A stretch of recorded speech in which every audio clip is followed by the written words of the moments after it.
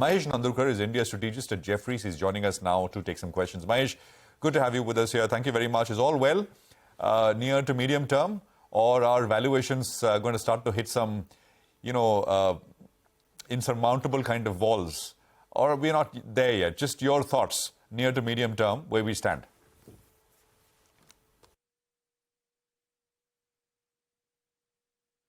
I think unmute yourself. I can't hear you. Yeah, okay. Thanks a lot. Thank you for having me here. Yeah, I think from the medium to long-term perspective, things appear pretty attractive. A lot of global and I would say local factors as well coming in sync. Economic activities have bottomed out. Things are improving. CapEx cycle is unfolding. And at the same time, we seem to be getting reasonable support, from the investor community as well, which is also quite crucial because it's not always that we find that good economic growth and good corporate earnings growth necessarily delivers good market returns, unless there is positive liquidity momentum as well, and which is the case at this point in time. So, a lot of factors are aligning for Indian markets to do well from the medium to long-term perspective. From the near-term perspective, there are always, some challenges, especially now because the markets have had a decent run, already, global markets as well, and we seem to be taking some breather. The global yields have hiked, have gone up quite a lot. The Indian yields have also gone up, so to that extent, the risk-free rates have gone up. Also, there are some near-term, things that we need to keep in mind that India's inflation has surprised on the positive in terms of, on the higher side. Which is a bit of a negative for the rate-sensitive sectors. So I think from a near-term perspective, maybe from a 3 to 6 month perspective, the market could be range-bound. But if one is looking at a medium-term, 12, 24-month kind of a perspective, maybe longer, things are looking pretty good, I would say. Okay, things are pretty good for the longer term. By the way, the market is not bad. Actually, the mid-cap index is picking up quite a bit of pace now. And we were talking about how many stocks are trending in the green. PVR, by the way, is sitting at a fresh 52-week high after very strong collections that came in from Gadar 2. So the box office collections have almost hit 400 crores, and that's, spiking up PVR right now. And PNB Housing, we just spotted that stock for you. It's up about, 6-7% as we speak. It's resolved and fully recovered its large corporate NPA to the tune of about 800 odd crores. So that's PNB Housing, 7% higher. Mahesh, thanks for joining in. What do you do with some of the large caps that have fallen quite a bit, right? If you look at SBI, HDFC Bank, even TCS for that matter, these heavyweights are down about 10-12% from the highs that they've seen in the month of July. Is this a time to be accumulating some of these large caps, or do you think you'll get a better opportunity over the next couple of months? I think the large cap banks definitely appear to be very attractive. I would say they have looked attractive from the valuation standpoint and from the fundamental standpoint as well. In fact, I would highlight banking sector as the only sector which is trading currently at average valuations compared to its history. Most other sectors are trading well above. So from that point of view, it's not just the fundamental, but from the valuation standpoint as well, the banking sector is looking good. The only issue with the sector is over ownership. Most of the large foreign fund houses as well as domestic fund houses seems to be owning a lot of banks already. So that's the only challenge. But yes, I would agree with you. Many of these large private banks, including the PSU banks, appear to be quite attractively positioned in my view. Also, it's a great way to play the capex cycle as well because we are seeing credit growth holding up quite strong.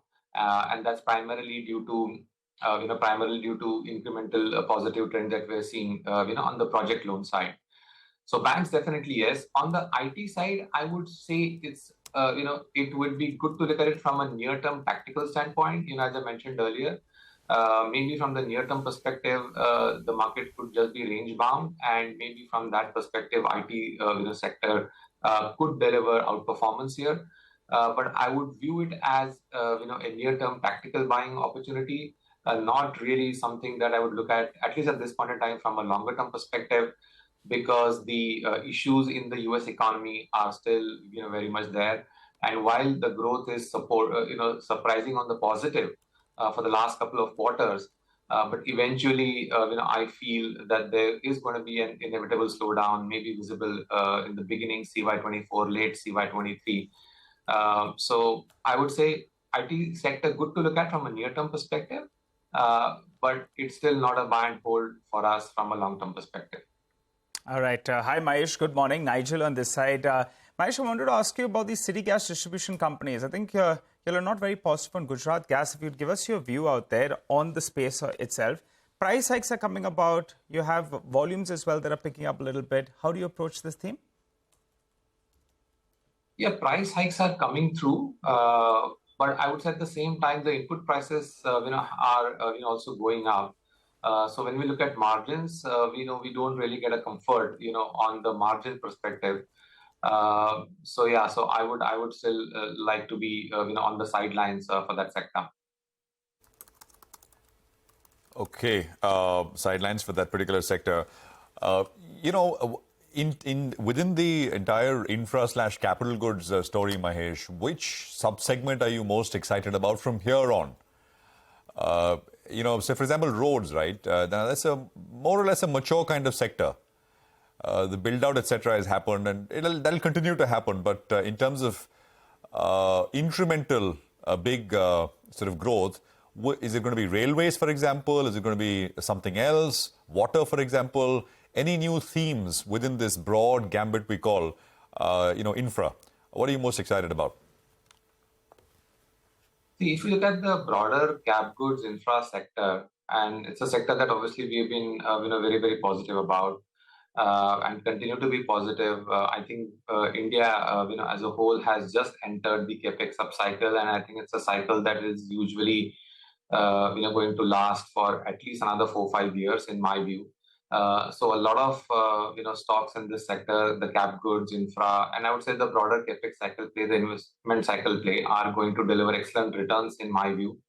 The one thing that we kind of I wanted to highlight is that when you look at the capex cycle play or the investment cycle play, there is actually a dearth of stock ideas, especially in the large cap names. I mean, there are a couple of large cap names here, but that's it.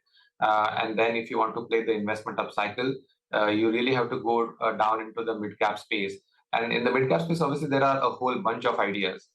And my sense is that different investors are going to take, different view about the various sub-segments that you're talking about. But by and large, given the fact that there is a dearth of ideas at the large cap space, I think many of these mid-caps and small cap, sub-sectors will do very well. You mentioned, roads, but I would say, even the contractors, the capital goods, the equipment, makers, defense. So there are a whole bunch, of these, stocks in the mid caps and small cap space, particularly, which should deliver excellent returns in my view. Maybe from the near-term perspective, as I mentioned, given that the yields have gone up and given that the fact that the inflation has, surprise on the upside, maybe from the near-term perspective, there could be some challenges, but I would actually use any of these dips to buy into these names, all the subsegments, cables, wires, etc. as well. And I would not really get bogged down by what the current P multiples or the current valuations are. Many of these stocks are trading at well above their historical trading ranges. But, as I mentioned earlier, we are seeing the capex upcycle in India for the first time in the last, I would say, 12, 15 years. Many investors haven't really seen the capex upcycle in India and, how the stocks typically react in that kind of an environment. So I would not get bogged down by above average valuation seen in multiple subsectors within the broader cap goods infra space. Okay, got that. I do want to ask you about your own overweights and underweights, but I'll come to that in a bit. Before that, the big event upon us, Mahesh, is the Jio Financial Services listing, right? And the narrative is that it has the potential to disrupt the digital lending landscape in a big way, just by its sheer distribution reach already. And perhaps there could be a consolidation in the sector with smaller players, finding it hard to survive in terms of pricing, etc. Your own thoughts on how this could play out for the industry? Yeah. So as you know, Sonia, I'll not be able to comment on individual stock, but at a broader industry level, yes, it's a big company that is entering into this space, and my sense is that it is going to take some time for any new company, no matter what kind of muscle power that you're coming with, it is going to take some time for the company to establish itself and show meaningful impact in various subsectors that you mentioned. Uh, and I think eventually it will. But my sense also is that Indian financial sector is growing.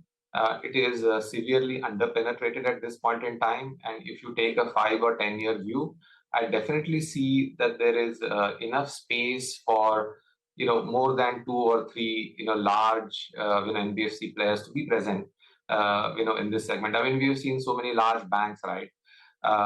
So it's not necessary that one large player entering will disrupt the existing companies in a meaningful way. They will obviously have to kind of gear up for sure. But whether I'll just be in a hurry to sell my existing holdings in the NBFC space, the answer is no, because the space itself is growing, and existing companies are also innovating. Okay. Thanks very much. It's always a pleasure. Appreciate you joining in, Mahesh, with all of that perspective here on CNBC TV 18.